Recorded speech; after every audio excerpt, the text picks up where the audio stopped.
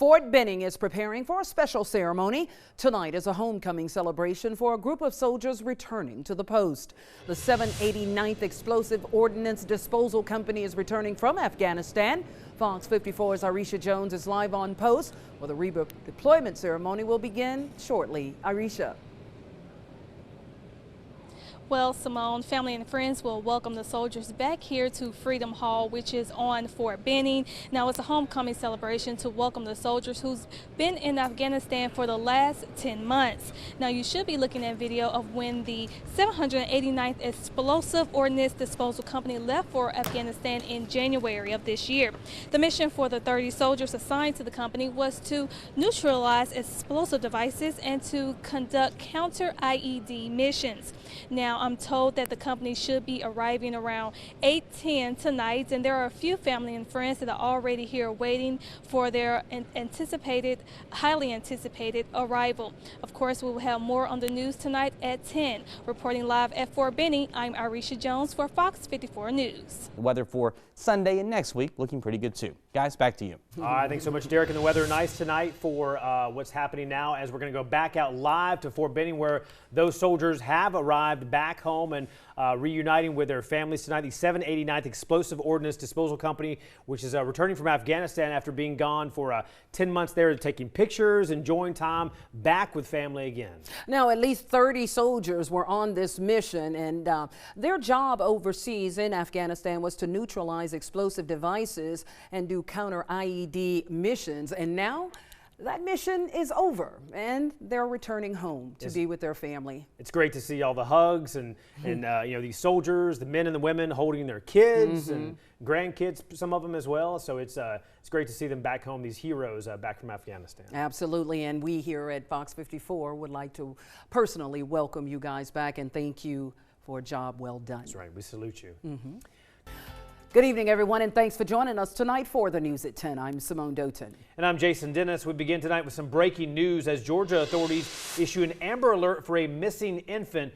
Roman Jamal Bass is described as a black male infant, 2 weeks old, 21 inches tall, weighing just over 9 pounds, with brown eyes, short black hair. Bass was last seen by police wearing a red outfit. Police believe Bass was taken by 32-year-old Adrienne Michelle Foreman, described as a black female, 5 feet 3 inches tall, weighing about 165 pounds, with brown eyes and long brown hair. She was last seen wearing a dark shirt, jean shorts, and white sandals. Authorities have found a black 2010 Dodge Charger the two were believed to be riding in, but have not yet located the child. If you have any information regarding this child's whereabouts, you are asked to call 911.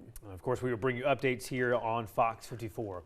Turning to other news tonight, 9 days and counting. There's been no word of several mariners and their missing cargo ship. Family members in Buena Vista, Georgia, of 2 of the crew members aboard the El Faro say they're never giving up hope. Fox 54's Arisha Jones spoke to the extended family today. She's here now with details from her exclusive interview with them. Arisha? Well, Jason, family members of the 2 men who are also first cousins from Jacksonville, Florida, say they worked on the cargo ship for 2 decades, but no one saw this kind of tragedy coming.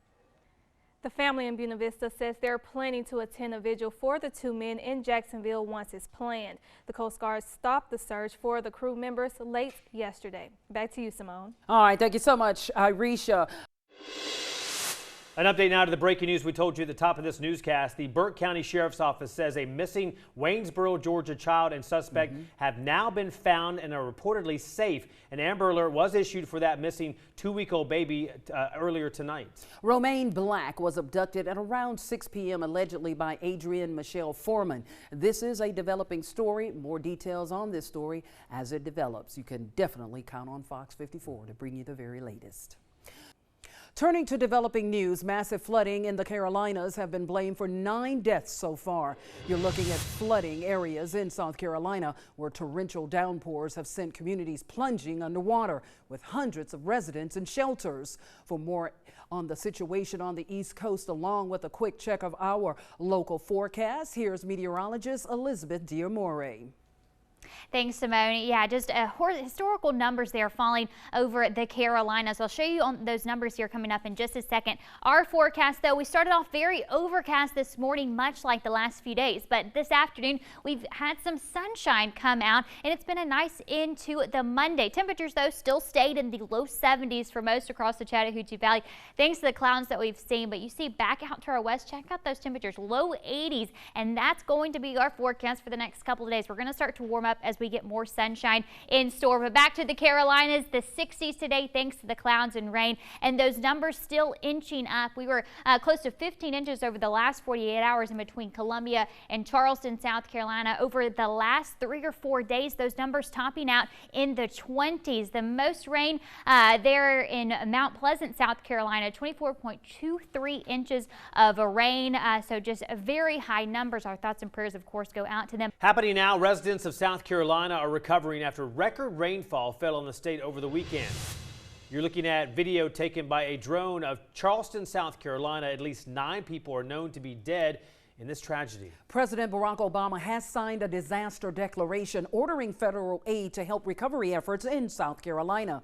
Joining us from our weather center is our chief meteorologist, Derek Kincaid. And Derek, is the worst over for these folks who live in that region? Well, guys, that's the good news. The answer, yes. The storm system that helped to cause some of this historic flooding in the Carolinas finally starting to move back off to the east. Now, you'll still see some of the rain out there. The heaviest rain at the moment just off the South Carolina coast. Now, some showers aren't out of the question, but we don't expect any additional rain to cause flooding issues. Now, closer to home, we had the clouds around today once again, but we're finally breaking out of this weather pattern that we've been in for the past couple of days. We show you those temperatures outside. Things have cooled back down into the 60s, 67 in Columbus, 66 in Auburn, Fort Benning 68, and 67 down in the city of Eufaula. Waking up tomorrow morning, temperatures will stay in the low 60s. Skies mostly cloudy as we start the day, but I think we'll see all of that change later during the afternoon and evening on your Tuesday. We'll break that forecast down and have a look at the next 7 days coming up in just a bit, guys. You're watching Primetime News on Fox 54. Espérame. Calma. New at 7, police body cameras capture the rescue of a large group of undocumented immigrants trapped for hours in the back of an 18-wheeler near Pearsall, Texas. A total of 39 people were trapped. The crush to get out was too great given their anguish and desperation, many of them too weak to stand or walk, or even much less run.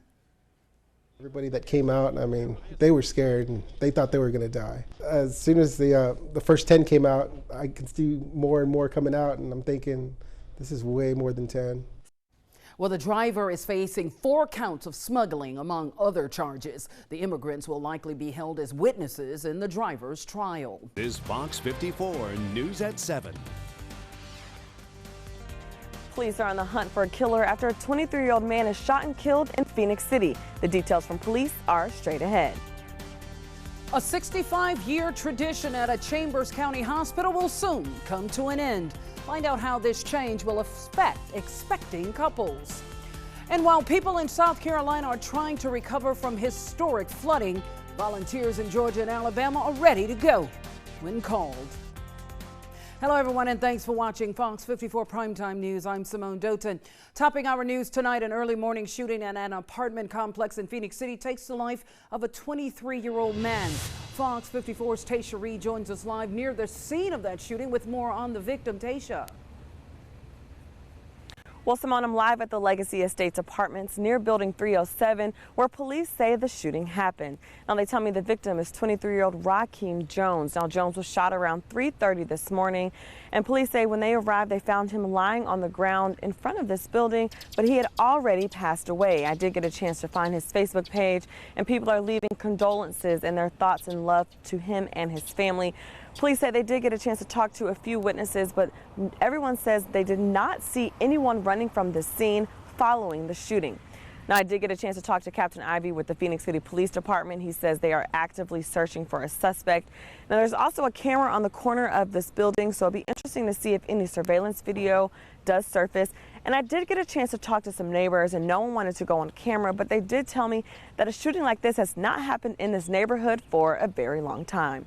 Live in Phoenix City, I'm Tasha Reed for Fox 54 Primetime News. All right, thank you so much, Tasha, for that live update. A Columbus man was shot during an attempted home invasion in the early morning hours Monday. Police say a 33-year-old man was shot on the right side of his neck when two men entered the apartment on the 1810 block of Riverland Drive. The victim was taken to Midtown Medical Center, where he is reported to be in stable condition. Columbus police continue to investigate.